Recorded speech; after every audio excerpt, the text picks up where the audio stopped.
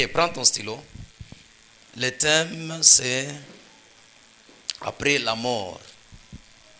Amen. Hein? J'ai introduit ce thème depuis le dimanche. C'est un thème vaste. Il est grand.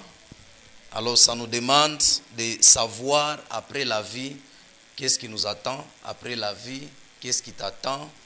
Qu'est-ce qui attend à ton corps, à ton âme et à ton esprit. Amen. Hein? Je dis l'homme est composé de combien de parties? De 3 parties. Ah. Aujourd'hui, je vais développer les sous-thèmes. Ça sera toujours dans le grand thème. Que faut-il faire pour vivre éternellement?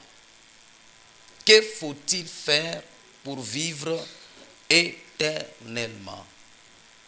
Parce qu'après, la vie que nous avons maintenant actuelle, elle est temporaire. C'est pour un temps. Elle va expirer. Après cela, il y aura une vie éternelle. Tout pas moya. Et deuxième question, c'est que faut-il faire pour que son nom soit écrit dans le livre de la vie?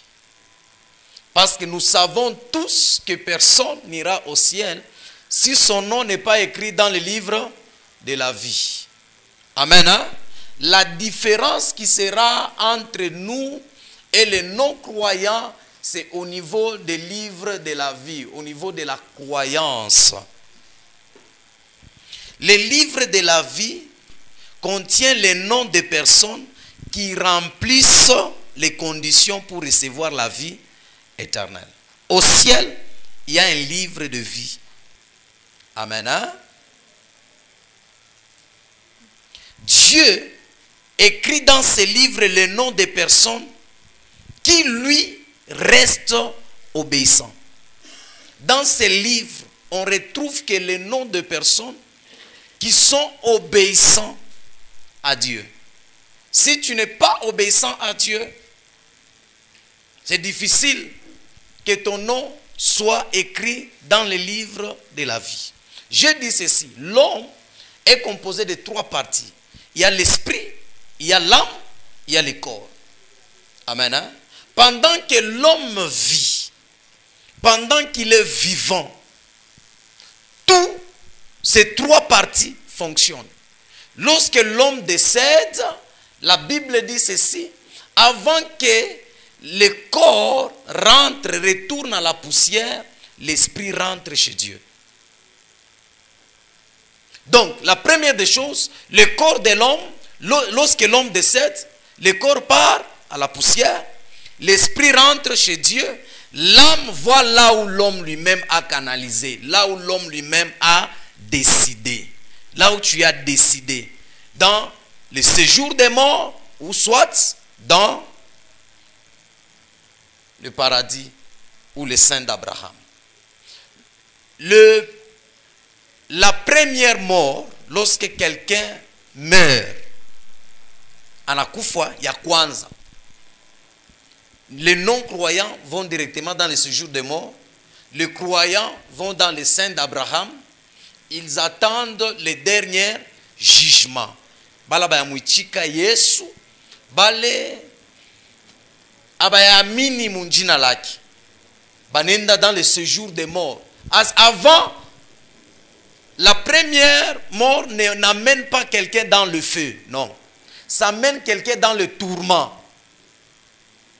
Dans le tourment. Donc là, quelqu'un vivant, l'âme de cette personne est consciente et elle connaît tout ce qui est en train de se passer. Dans le tourment et dans la souffrance. Pendant tout ce temps, en attendant le jour du jugement. Et pendant ce temps-là, les croyants, ceux-là qui ont Jésus, qui ont reçu Jésus, ils sont dans le sein d'Abraham, là où il y a le repos et la joie. Je vous avais parlé ça de la semaine passée, le dimanche passé. Amen. Hein? Après cela, il y aura le jugement dernier. Tous les hommes ne mourront pas. Bantu bote padonia abasta kufa. Kukubale bengine. Le jugement dernier va les trouver vivants. On ne sait pas, peut-être Jésus va rentrer, nous sommes encore vivants. ou soit Jésus va venir chercher l'église, ou le dernier jugement va arriver, nous sommes déjà partis, nous sommes déjà morts. Amen. Hein? Alors, lorsque les derniers jours, le jour du trône blanc, du jugement, arrive, la Bible dit, ceux qui sont décédés, la première des choses, ceux-là qui vont revenir à la vie, ce sont les saints. Les saints vont revenir à la vie avec un autre corps, ceux-là qui ont décédé. C'est là et puis, ceux-là qui sont dans le séjour des morts reviennent après les saints. À ce moment-là, tous nous passons au jugement. Et les chrétiens et les païens, les non-croyants et les croyants, nous passons au jugement. La différence à ce moment maintenant entre nous et le non-croyant, c'est que ceux qui sont croyants, ceux qui étaient dans le sein d'Abraham, leur nom sera dans le livre de la vie. Alors en ce moment-là, le livre va s'ouvrir. Dans ce livre de la vie est écrit non seulement le nom de personnes qui sont destinées à vivre éternellement, et dans ce livre de souvenirs est écrit toutes les œuvres que nous faisons sur la terre. Donc Jésus va commencer, lorsqu'il ouvre le livre de vie, il regarde dans le livre. Si ton nom figure, tu es candidat du ciel. Après avoir d'être candidat du ciel, on part dans le livre des souvenirs, des œuvres. Alors, lorsqu'on trouve dans ces livres, il y a des œuvres consistantes, il y a des œuvres, Jésus commence à nous récompenser par rapport à nos œuvres. Donc, nous entrons dans le paradis, dans le repos, avec une récompense de la part de Dieu. Maintenant, ceux-là, leur nom ne sera pas dans le livre de la vie. Même s'ils ont fait beaucoup de choses, même si on a saidi à Batu Padunia, même si on a fait voyager, on a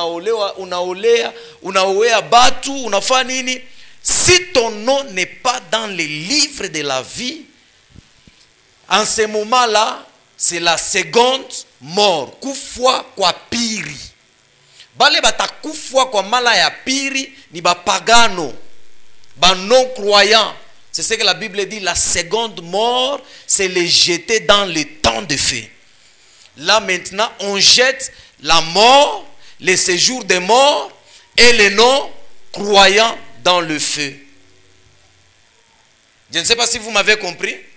Même si je ne vous donne pas les versets bibliques, vous avez cela depuis le dimanche passé. Amen. Hein? Donc, si ton nom, mon livre de vie, attends-toi les jours que tu vas décéder. Tu iras en enfer. Même si tu viens à l'église, tu iras dans le séjour des morts. Ouais.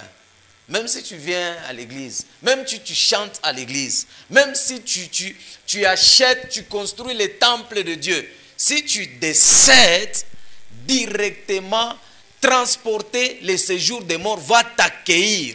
Ésaïe nous dit c'est un lieu préparé pour accueillir les non-croyants. Le séjour des morts. Quand les gens disent vous irez en enfer, avant d'aller d'abord en enfer, quelqu'un va d'abord aller dans le séjour des morts. Là c'est la salle d'attente, hein? Salle de transition. Quelqu'un attend maintenant la seconde mort. Kufa kwa piri. Et puis ça sera fini et la vie de ceux qui sont partis au paradis va continuer. Nous sommes ensemble, hein? Ok, j'aimerais te parler maintenant comment faire pour aller où ton nom soit écrit dans les livres de la vie. Que faut-il faire pour vivre éternellement? Les scientifiques ne pourront jamais donner aux humains l'accès à la vie éternelle. Amen. Hein? La science, quelle que soit la médecine, quelle que soit la découverte, quel que soit le médicament, J'ai entendu quelque part, là, il y a quelqu'un qui avait dit, on est en train d'éliter, de donner les médicaments qui rajeunissent. Quelqu'un peut prendre ces médicaments, il ne va pas vieillir. Même s'il ne va pas vieillir, il va finir toujours par mourir. Aucun médecin, même la science, ne peut donner à un homme ou aux humains la vie éternelle.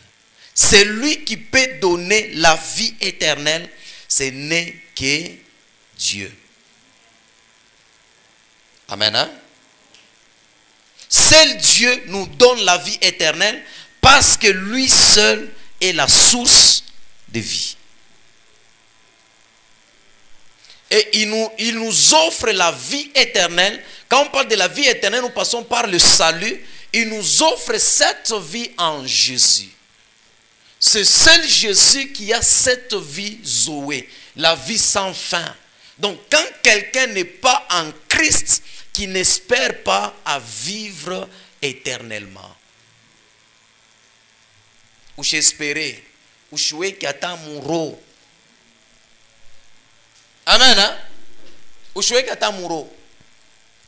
Tu peux vivre éternellement. Dieu, la vie éternelle est possible pour des personnes qui obéissent à Dieu, quelle que soit leur origine, leur éthique, leur tribu, leur nation. Personne ne peut dire que moi je suis allemand, c'est nous qui avons les droits. Moi je suis juif, ou soit moi je suis Tetela, moi je suis Runds, moi je suis Moulubakat, moi je suis Mouluba Dikasai, moi je suis Moulamba, moi je suis ceci. Non, la vie éternelle est offerte à toute personne qui vit dans l'obéissance à Dieu. Donc lorsque tu obéis, la vie éternelle, Dieu te l'offre. Amen. Hein? La vie éternelle est un don de Dieu qui nous aime et qui veut que nous soyons heureux. C'est Dieu qui nous offre la vie éternelle et qui veut que nous soyons heureux. 1 Jean 2, 17. 1 Jean 2, 17. 1 Jean 2, 17, nous lisons la parole du Seigneur. Amen. Et le monde passe. Oui. Et sa convoitise aussi. La Bible dit, et le monde passe et sa convoitise aussi. Mais celui qui fait la volonté de Dieu. Mais celui qui fait la volonté de Dieu demeure éternellement. Celui-là demeure éternellement. Amen. Hein? Pour que ton nom soit écrit dans les livres de la vie, tu dois faire la volonté de Dieu. C'est pourquoi la Bible dit, lorsque Jésus a envoyé les disciples, Pierre est rentré en train de dire à Jésus, Jésus, même les démons nous ont obéi. Qu'est-ce que Jésus a dit? Réjouis-toi parce que vos noms sont écrits dans les livres de la vie. Amen. Hein? Donc, quelqu'un qui fait la volonté de Dieu, cet homme-là va demeurer éternellement. Il va demeurer éternellement. Donc, si tu ne fais pas la volonté de Dieu, ta vie ne demeurera pas éternellement. Amen. Hein? La première des choses, la volonté de Dieu. Le Seigneur va nous aider. Je vais entrer dans c'est quoi la volonté de Dieu. La deuxième des choses, apprends à connaître Dieu et son Fils Jésus. Jésus a dit dans une prière ceci. Jean 17, 3. Jean 17, 3, nous lisons la parole du Seigneur. Amen. Or, la vie éternelle. La vie, la Bible, il en a très bien. Hein? Lecture, il en a bien. Or, la vie éternelle, oui. C'est qu'ils te connaissent, toi. Ceux qui te connaissent, toi, Dieu. Le seul vrai Dieu. Le seul vrai Dieu. Et celui que tu as envoyé. Et celui que tu as envoyé, Jésus-Christ. Jésus-Christ. Donc cela veut dire, quelqu'un, la personne qui a droit à vivre éternellement, doit d'abord connaître le seul vrai Dieu. Amen. Hein? La Bible dit, or la vie éternelle, c'est qu'ils te connaissent, toi, le seul vrai Dieu. Il ne se limite pas là.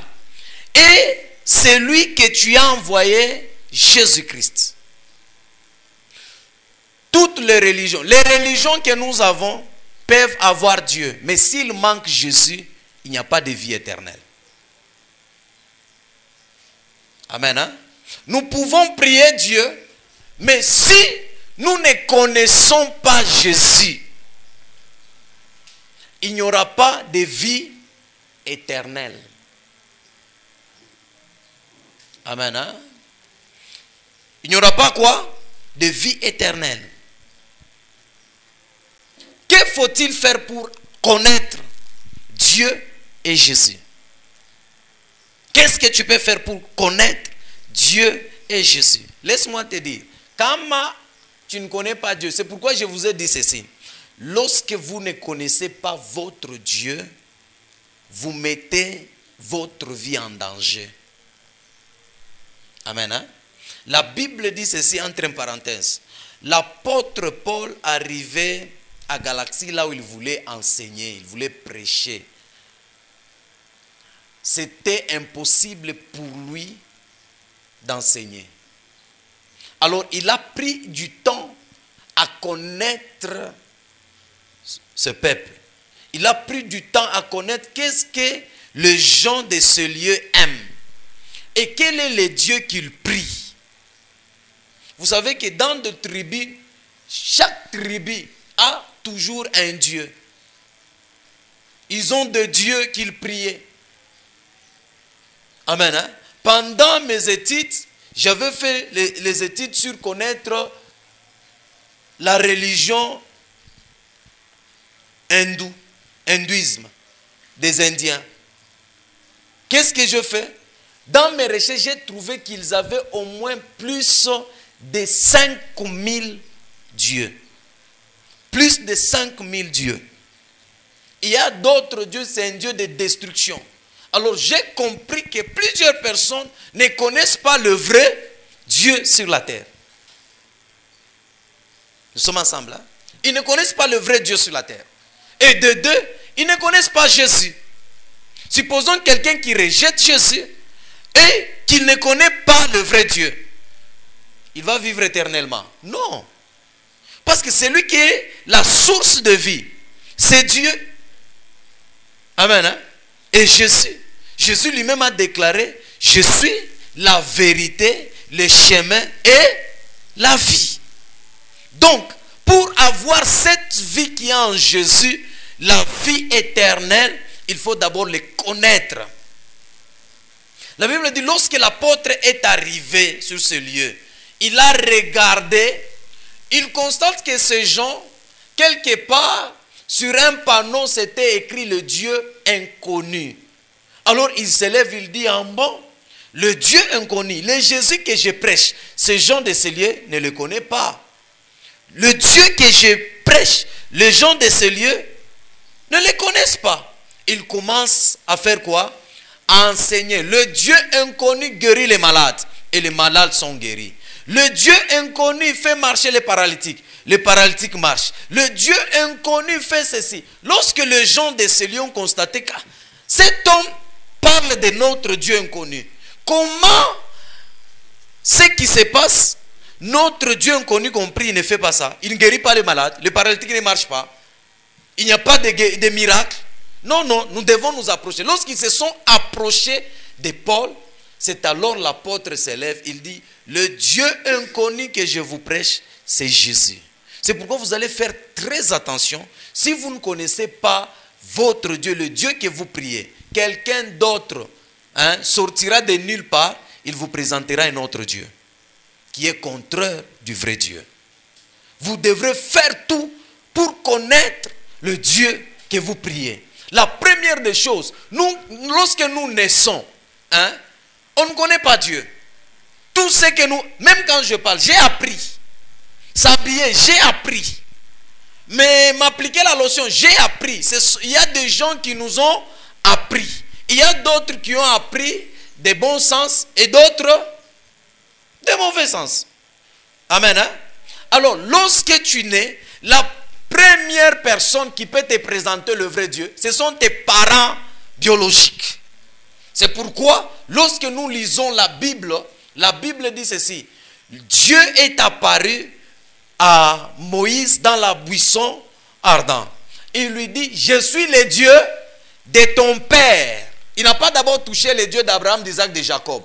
Il a dit, je suis le Dieu de ton père. Donc cela veut dire, Moïse connaissait le Dieu de son père. Je suis le Dieu de ton père.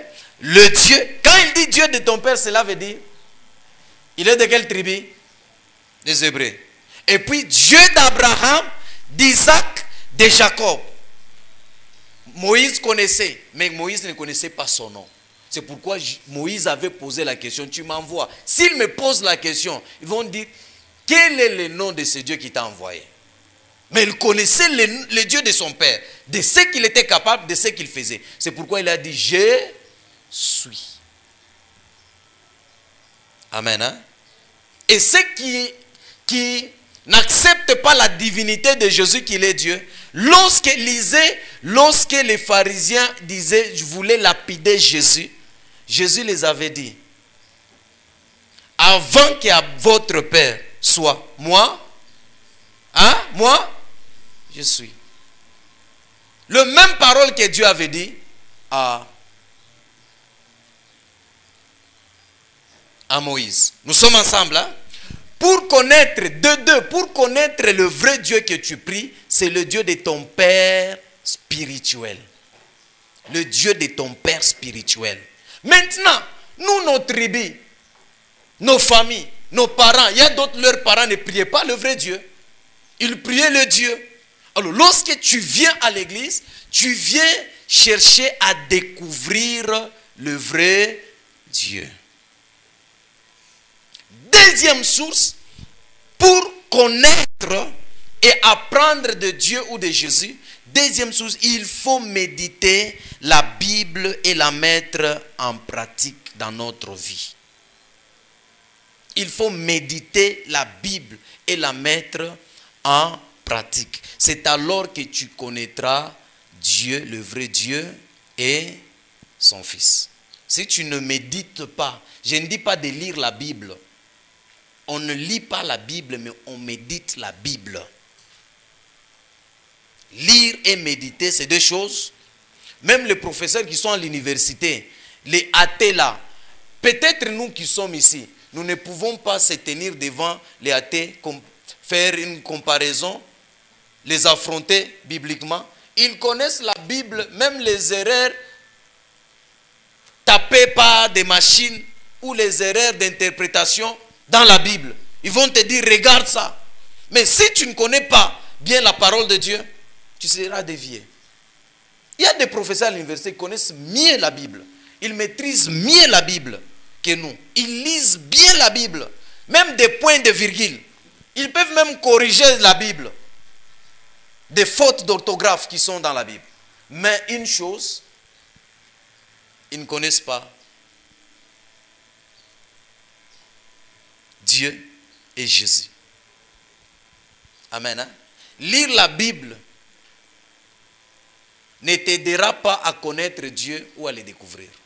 Mais méditer la Bible t'aidera à le connaître et à le découvrir. T'aidera à connaître Jésus et à le découvrir. Qui est Jésus pour toi? Qu'est-ce qu'il est capable? En quoi il est capable pour t'aider? Amen. Hein?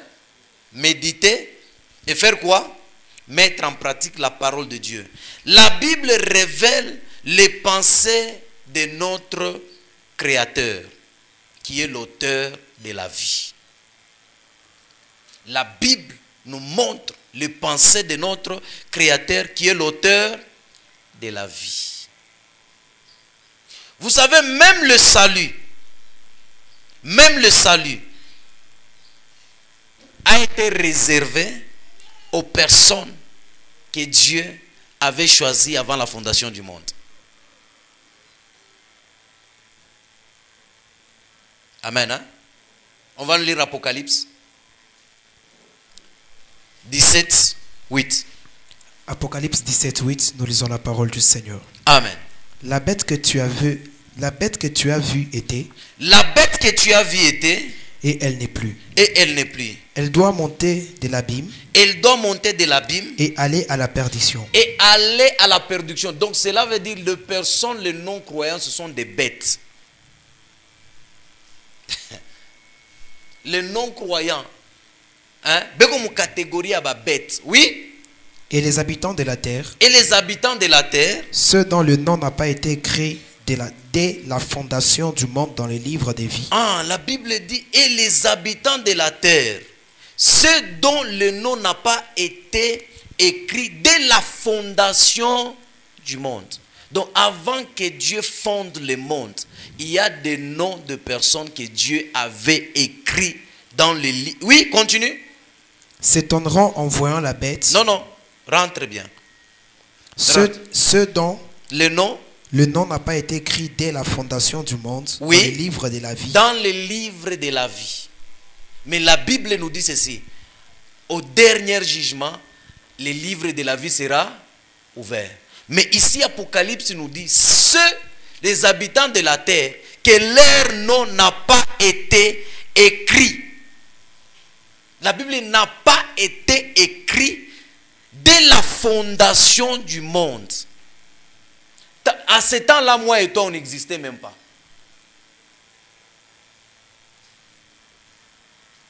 Vous devrez connaître la destinée éternelle de l'homme. Qu'est-ce qui attend l'homme?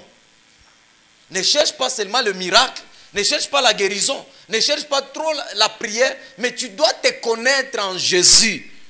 Qu'est-ce qui t'attend après? Amen. Hein? La Bible dit toute chose concourt aux ceux qui aiment Dieu. Mais est-ce que toute chose concourt à ton bien? Il y a d'autres, la perdition. La mort de quelqu'un dans votre famille concourt à ton bien. D'abord, croire en Jésus. Qu'est-ce que nous avons perdu? Le temps. Nous avons perdu nos occupations. Nous avons perdu nos désirs, nos sentiments. Nous avons perdu quelque chose. Mais cela est perdu. Nous avons perdu cela pour de bonnes raisons. Et nous allons les récupérer. C'est pourquoi les disciples ont posé même la question à Jésus. Nous avons quitté nos maisons, nous avons quitté nos femmes, nous avons quitté nos enfants et nos familles. Mais on te suit toi. Qu'est-ce que nous allons gagner? Donc tout ce qu'on perd en Jésus n'est pas une perte. C'est une garantie. Amen. Hein? Tout pas moyen. Toute chose que tu peux perdre. Regarde, moi j'ai toujours dit ceci. Depuis dans le ventre de ma maman, Dieu m'a appelé Namajiba Mukinwa. Donc tu te prives ta jeunesse. Tu te prives à faire. Il y a des jeunes, quand tu les regardes comme ça, tu dis ya. Je devrais aussi être là. Mais lorsque la parole nous dit, il y aura une récompense. Et puis il dit, vous serez assis avec moi sur des trônes pour juger. Amen. Hein? Pour juger. Mais c'est là qui font leur vie là. Dubaï et ceci. Si Dieu te bénit, tu es en Jésus, tu voyages à Dubaï, en Tanzanie, Chine. Gloire au Seigneur. Mais ne voyage pas pour le plaisir du monde. Tu es en train de perdre quelque chose de très capital. Je peux avancer. Amen. Hein? La Bible dit ceci. Hein? Et les habitants de la terre, c'est dont le nom n'a pas été écrit dès la fondation du monde dans les livres de vie. Ce n'est pas moi qui ai dit ça. Dieu nous connaît avant même qu'il forme le monde. Il nous connaît. Regardez, la Bible dit ceci dans Genèse 1, la création. Dieu créa l'homme et la femme. Il les bénit. Il dit, soyez féconds, vous dominez. C'est pourquoi vous allez voir dans le mariage entre l'homme et la femme, il y a une convie pour que la femme a dû soumettre. Pourquoi? La soumission La femme n'a pas été créée pour être soumise à l'homme. Quand on dit soumission, cela veut dire que quelqu'un doit se rabaisser, que l'autre monte et que l'autre domine.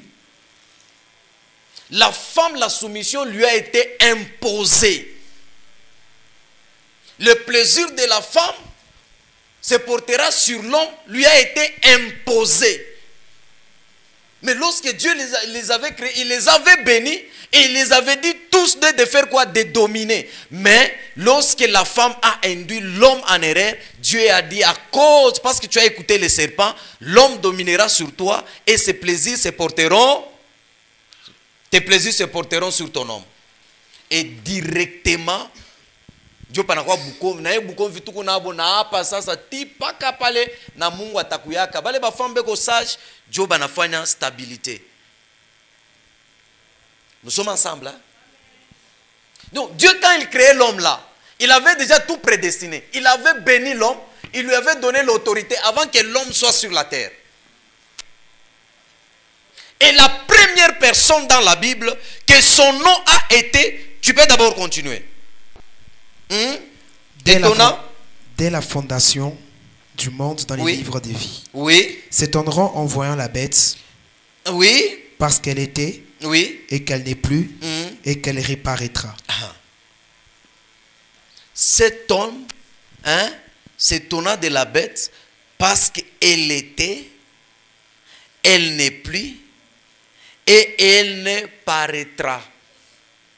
Donc cela veut dire la bête, l'homme était, il vit, l'homme meurt, l'homme était, vit, mais non croyant, il meurt, non croyant, et il va disparaître pour la seconde mort éternellement, c'est fini. Tu es dans quel camp? Amen, hein? Il enseignement ya hivi ni paka wale manjina ya buku écrit mon livre de la vie njo batashiki mais bale abana écrit batalala bushingishi parce que ça ne les intéresse pas, ça va les ennuyer. Parce que nous, les gens qui sont appelés à la vie éternelle connaissent lorsque l'esprit les parle. C'est pourquoi la Bible dit mes brebis entendent ma voix et me suivent. Quand on a une prédication et qu'on a l'âle, il y a un problème. Il y a un problème très sérieux. Nous sommes ensemble. Hein? La première personne que son nom a été écrit dans les livres de la vie, c'est Abel. Abel. Amen. Hein? Et c'est la première personne que la terre a enregistré la mort. C'est la première personne que la terre a pris le sang. Et c'est la première personne à décéder. Nous sommes ensemble. Hébreux 11.4. Hébreux 11.4, nous lisons la parole du Seigneur. Amen. C'est par la foi qu'Abel offrit à Dieu un sacrifice plus excellent que celui des Caïns. Oui. C'est par elle qu'il fut déclaré juste. C'est par elle qu'il fut déclaré juste. Dieu approuvant ses offrandes. Oui. Et c'est par elle qu'il parle encore, quoique mort. Amen. Hein? Aucune personne, son nom ne peut être écrit dans les livres de vie si Dieu ne les déclare juste. Nous sommes justifiés par la grâce au moyen de notre foi.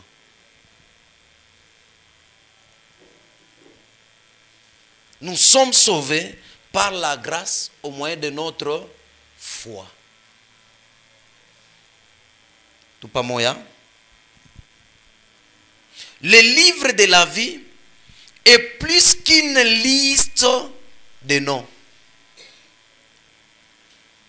Il est la preuve que Dieu aime et connaît ce qui lui appartient. Le livre de vie est plus qu'une simple liste de quoi? De noms.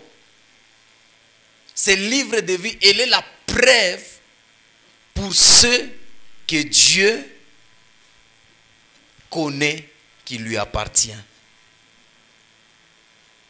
2 Timothée 2, 19. 2 Timothée 2, 19, nous lisons la parole du Seigneur. Amen. Néanmoins, Le solide fondement de Dieu reste debout. Oui. Avec ces paroles qui La Bible dit néanmoins, le solide fondement de Dieu reste debout. Oui. Avec ces paroles qui lui servent de sceau. Avec ces paroles qui lui servent de sceau. Le Seigneur connaît ceux qui lui appartiennent. Le Seigneur connaît ceux qui lui appartiennent. Et quiconque prononce le nom du Seigneur. Quiconque prononce le nom du Seigneur. Qu'il s'éloigne de l'iniquité. Qu'il s'éloigne de l'iniquité. Amen. Hein? Pour que ton nom soit écrit dans le livre de la vie, tu dois connaître Dieu, le vrai Dieu, et son Fils Jésus. Je dis pour les connaître, on les connaît par la méditation de la parole de Dieu et en mettant sa parole en pratique. Parce que tu ne peux connaître Dieu ni Jésus si tu ne médites sa parole. Actes 17, 24 à 25.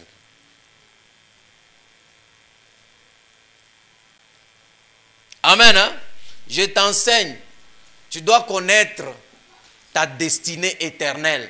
Jésus revient bientôt. Si tu ne te prépares pas, si tu n'es pas conscient de ces choses, tu aimes seulement qu'on te prêche, oh, Anne n'avait pas d'enfants, elle a eu des enfants, tel avait ceci, c'est bien, ça te motive dans la foi. Mais tu dois connaître ta vie, qui tu es.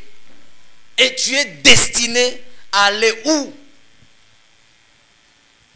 Quelle sera ta vie éternelle? Ou la perdition? Ou...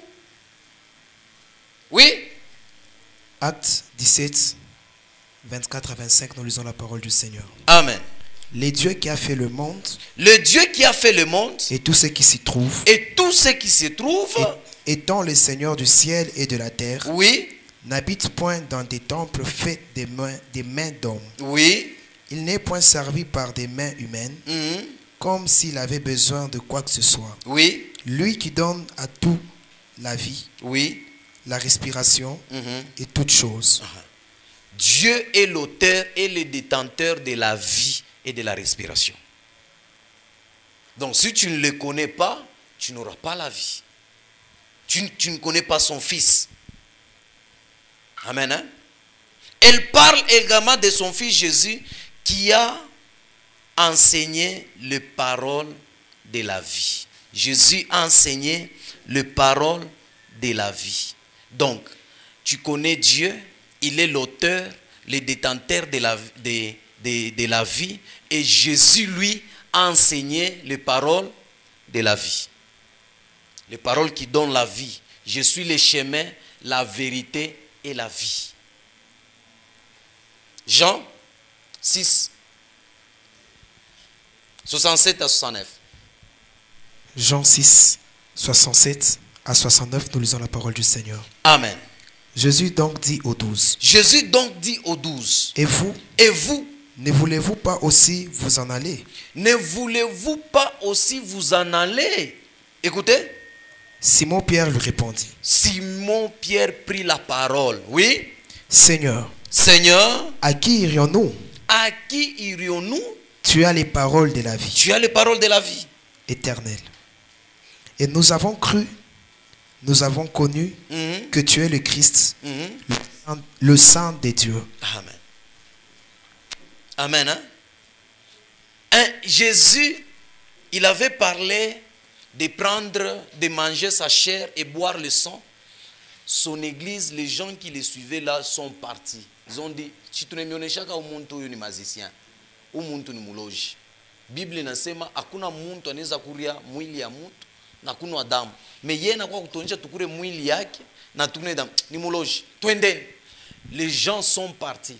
Moi je peux donner l'exemple. Par exemple, Jésus avait, ça c'est l'exemple, il avait peut-être l'église de 1000 personnes.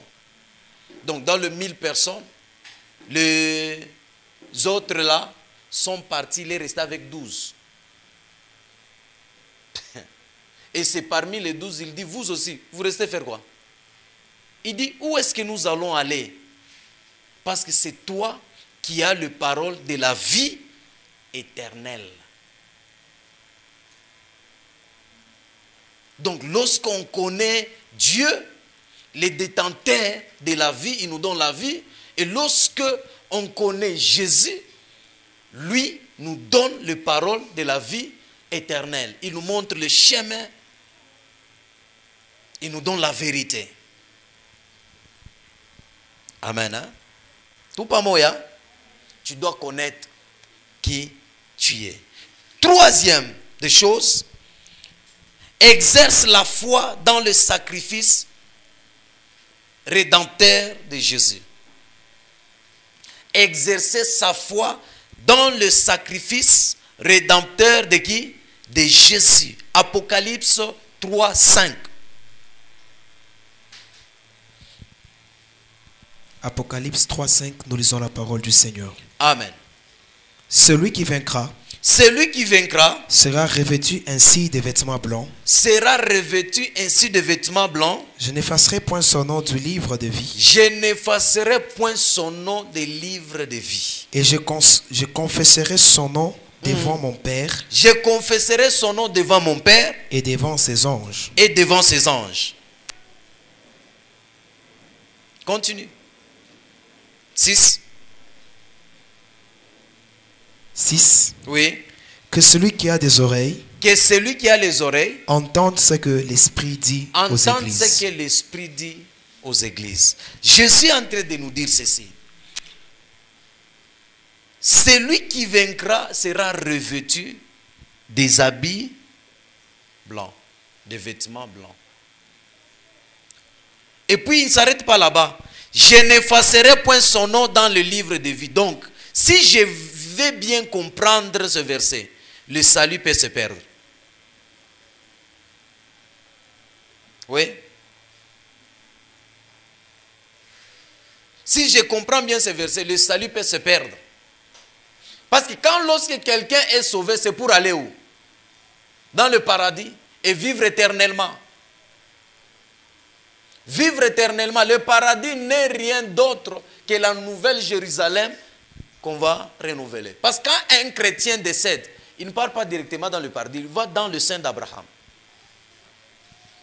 C'est après les derniers jugements que les non-croyants iront dans le temps, dans le feu, la mort, le séjour des morts et eux, et nous maintenant, transférés dans le paradis. Il nous prend, nous allons dans l'air, et puis l'air, pendant ce temps-là, la nouvelle Jérusalem est construite, et puis nous rentrons ici, nous allons les couronner comme rois.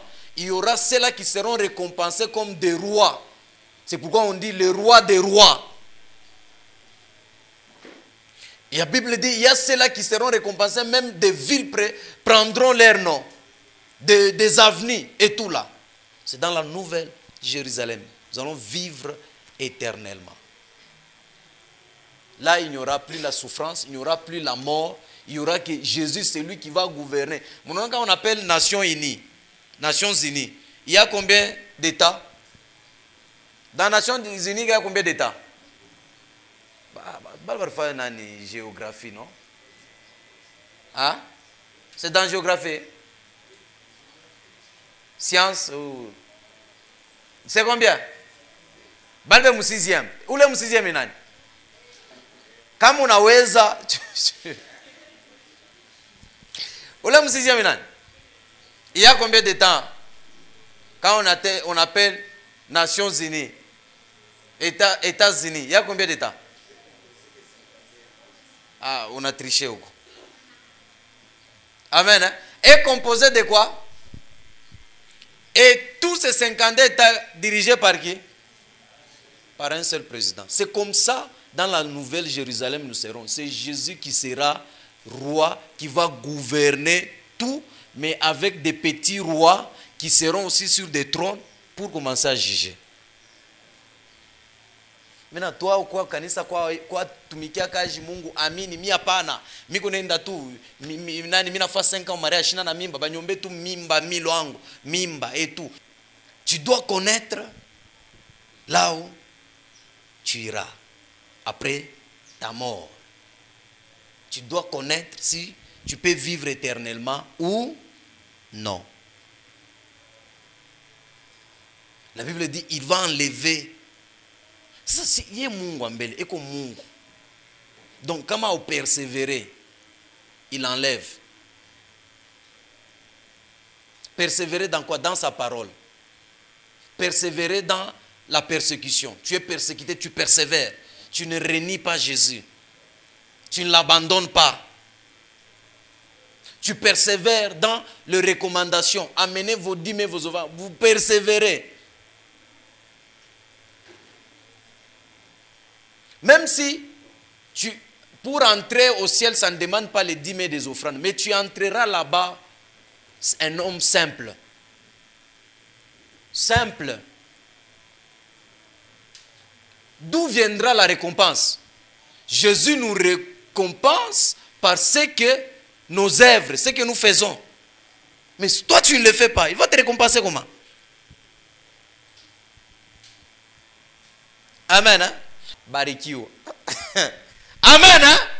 La Bible dit, Dieu va retrancher leur nom. Il va effacer. Pas couteau, anajima. Dans les livres de vie, il n'y a pas de gomme. Hein? Il n'y a pas de crayon. Il n'y a que des crayons, il n'y a pas de gomme. Hein? C'est ça, non? Mais Jésus a dit, il va faire quoi? Il va effacer avec quoi? Donc, on n'a pas de gomme. Il y a une dans le livre de la vie. Amen. Hein? Jésus est venu sur terre pour servir et donner sa vie comme rançon. Déclare après moi, Seigneur Jésus. Seigneur Jésus, sauve mon âme. Au nom de Jésus. Acclame très fort le Seigneur Jésus. Ok, je peux m'arrêter ici. Nous allons continuer lorsque nous aurons encore l'espace. Quand même, tu as compris hein, ce que j'ai enseigné.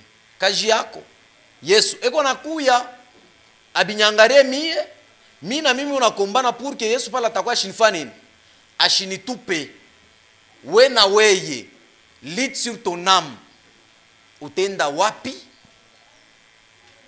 Munaya bantu bale, Bible inasema, bantu bale manjina beko mu livre de vie, Mungu aribayua déjà avant fondation ya nini? Ya monde. Maintenant, weye, comment uyue ya kusema li njina yako iko écrit dans les livres de vie avant la fondation du monde? Je vais enseigner sur ça. Ne cours pas seulement derrière le miracle. Ne cours pas seulement derrière les prophéties, les délivrances, les guérisons. Nous aimons ça, mais cherche à savoir ton âme si elle est sauvée. Amen. Hein?